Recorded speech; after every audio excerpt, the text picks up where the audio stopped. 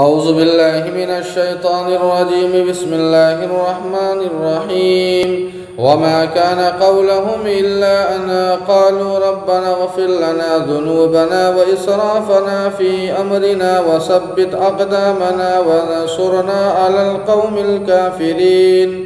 فآتاهم الله ثواب الدنيا وحسن ثواب الآخرة والله يحب المحسنين يا أيها الذين آمنوا إذا تطيعوا الذين كفروا يردوكم على أعقابكم فتنقلبوا خاسرين بل الله مولاكم وهو خير الناصرين۔ اور وہ بس یہی کہتے رہتے تھے، اے ہمارے پروردگار ہمارے گناہوں کو اور ہمارے کاموں میں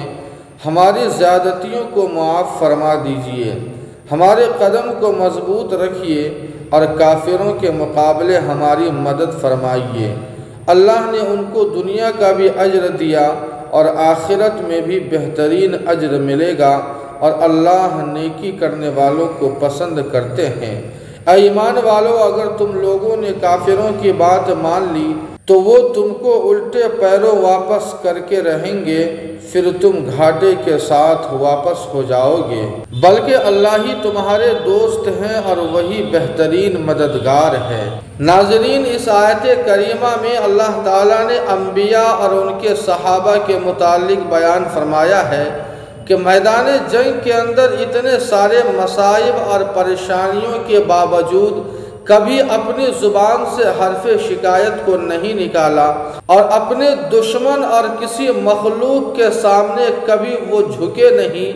بلکہ جب جھکنا تھا تو وہ اللہ کے سامنے جھکے رہے اور اللہ سے اپنے گناہوں کی معافی کرواتے رہے، اور یہ کہتے رہے کہ اللہ پاک ہم سے جو زیادتیاں ہو گئی ہیں تو ان زیادتیوں کو اور گناہوں کو معاف فرما، اور ان دشمنوں کے مقابلے، کافروں کے مقابلے ہماری تو مدد فرما اور ہمارے قدموں کو جمع دے۔ اللہ تعالیٰ فرماتے ہیں کہ ایسے لوگوں کو ہم نے دنیا میں بھی بہتر بدلہ دیا ہے اور آخرت میں ان کے لیے بہترین بدلہ تیار ہے۔ دنیا میں بہتر بدلہ سے مراد غلبہ، دشمنوں کے اوپر کامیابی اور فتح اور نصرت ہے، اور آخرت کے بہتر بدلے سے مراد جنت ہے۔ جنت سے بڑھ کر کوئی اور بہتر بدلہ نہیں ہو سکتا ہے۔ اللہ تعالیٰ نے اگلی آیت کے اندر جنگ احد کے متعلق بیان فرمایا ہے، چونکہ جنگ احد کے اندر وقتی طور پر صحابہ کرام کو شکست ہوئی تھی، اور جب شکست ہوئی تو یہ کافروں اور منافقوں کو لعن طعن کرنے کا موقع مل گیا، چنانچہ انہوں نے لعن طعن بھی کیا، اور خیر خواہی کے پردے میں انہوں نے یہ صحابہ کرام کو مشورہ دیا اور سمجھایا کہ دیکھو، آئندہ کبھی جنگ اور لڑائی کی جرأت نہ کرنا، اگر تم ایسا کرو گے تو پھر تمہیں شکست ملے گی۔ اللہ تعالیٰ نے صحابہ کرام کو تسلی دی اور سمجھایا اور ہوشیار کیا کہ دیکھو، ان کفار مکہ اور منافقین سے باخبر رہو،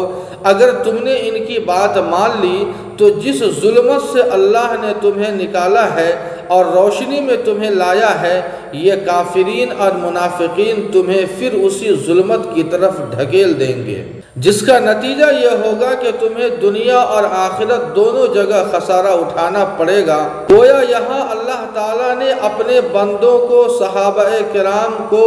بد باطن، شریر اور فتین لوگوں کی بات ماننے سے منع فرمایا ہے۔ اللہ نے صحابہ کرام کو مزید یہ ہوشیار کیا کہ دیکھو، اگر تمہیں بھروسہ کرنا ہے تو اللہ پر بھروسہ کرو، اس لیے کہ اللہ بہترین مددگار ہے اور اللہ کے سوا کوئی تمہیں مدد نہیں پہنچا سکتا ہے۔